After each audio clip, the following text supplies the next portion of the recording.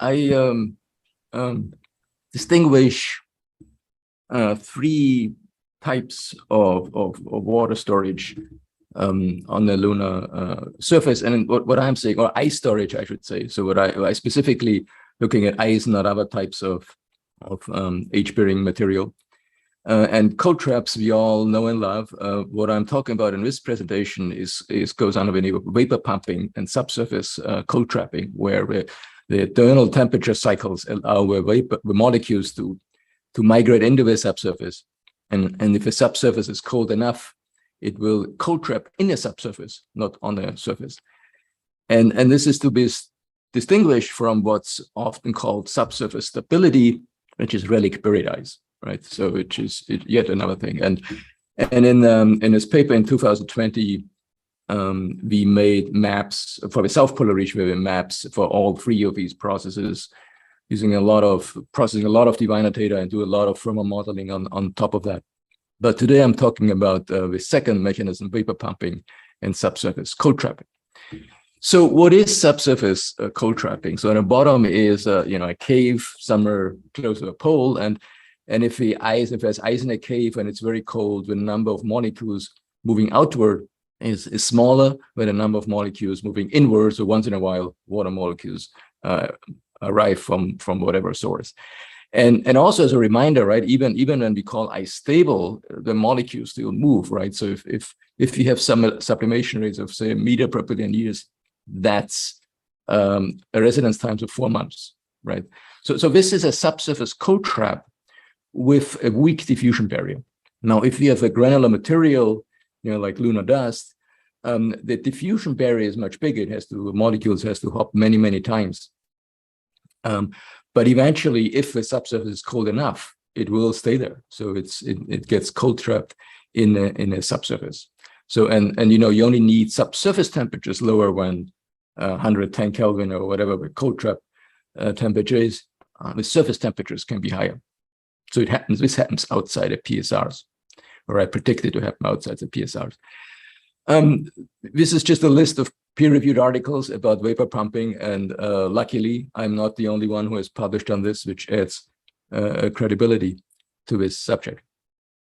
So I carry out model calculation now for this molecular migration of vapor at prospective landing sites. But these are individual pixels, right? The rover can drive, but at least it's one pixel, which is not atypical for the region. And here, this is a pixel west of Haworth crater, where XL1 is about where XL1 will land.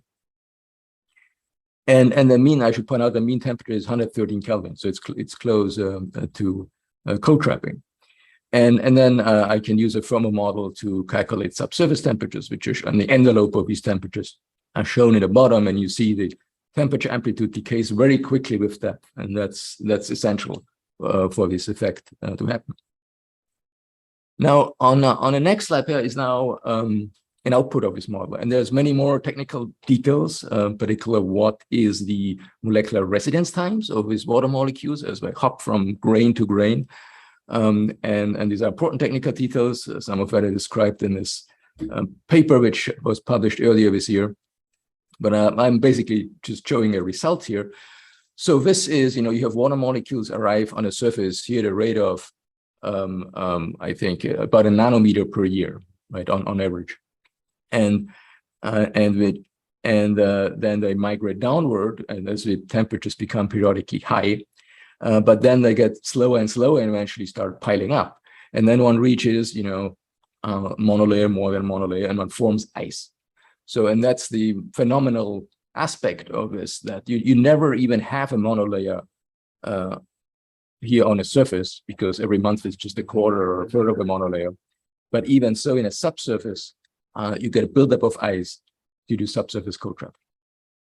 And so this is the first 100,000 years of the simulations spaced in 10,000 year intervals. So it's very slow, but it should happen if the temperature conditions are right. There's also ways to calculate asymptotic depth distribution, because this model stopped after 100,000 years because it just takes a long time to run it, because the jumps can be very fast, right? And there's a multi-scale computational problem here.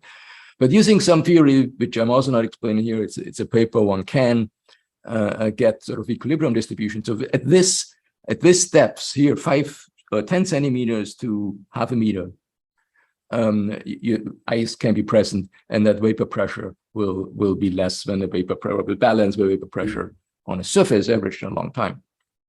And at bottom, there's a bottom boundary because of geothermal heat. But in any case, I don't think there's enough time in 1 billion years or 2 billion years to even reach the geothermal limit here. So it probably doesn't go to actually half a meter, but probably less than that. And an important feature of all this is there's a desiccated layer on top, right? So the top 10 centimeter here, there is no ice accumulating just because the temperatures become periodically too high. So that's a hallmark feature of vapor pumping and subsurface cold trapping, where it avoids these the eternally heated layer. So the essential question is how much ice accumulates eventually. And this is the amount of ice sequestered as a function of time, log time. So after 1 billion years, it may be, say, 0.05% or so, right? So these subsurface temperatures are close to the cold trap temperature. So it's okay that it's not far from zero. So it's a very inefficient process. Most of these water molecules delivered to the surface get lost to space, but some fraction accumulates in a subsurface. And 0.05% is actually not small. So if you take 0.05% of 1,000 kilograms per square meter, which may have been delivered to the polar regions in the last 2 billion years, and that's a kilogram per square meter, right? So if you distribute 3 that minutes left, Norbert. Okay, thank you. Over 10 centimeters, so that might actually be a weight percent of H2O. So that is a macroscopic amount, particularly enough to be detected by passive neutron spectroscopy methods. And then I did this for multiple landing sites, but again, it's just one pixel. Of course, a rover can drive. And what I showed are the results for the coldest of sites, coldest in mean surface temperature. And so it doesn't happen at that pixel. I picked the Shackleton connecting ridge, for example. The mean temperature is too high for that, meaning the sequestration will be less than a monolayer. There will never be any ice.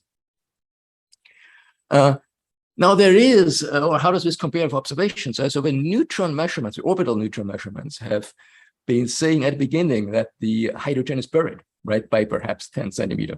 So this would automatically come out of subsurface cold trapping. The only difference is actually not burial, but it automatically forms only in a subsurface. So, by that line of argument, most of the neutron detected hydrogen would be subsurface cold trapped, but not instead of surface cold trapped. And there are other, observational hints that this may indeed happen. It would explain a lot about observations of hydrogen, especially neutron observations. If this is a major source of hydrogen in the polar regions of the moon, or major storage mechanism. Conclusions. I don't know if I have to read this, or I rather keep time for questions. But rule of thumb is 115 Kelvin, 110 Kelvin mean surface temperature. Below that, one expects subsurface sequestration. And we did, by the way, publish a map of where in a South Polar region this may happen. And it's a thermal model run at each of 5 million pixels. This map has also been published in a 2020 paper. But I stop here and leave time for questions.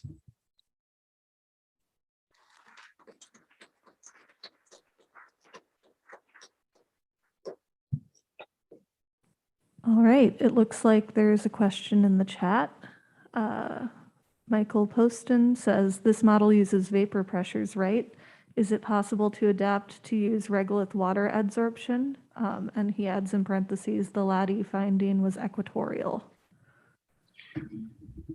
Yes, so I have used the BET isotherm model to calculate the adsorption time, because I needed something which covers anything from ice to very small concentrations. And so I'm assuming a very high energy state is already filled, which in these humid environments very hard. And so I haven't worked it out in terms of energies, activation energies, but it's the adsorption resonance times are longer than those for ice in my model.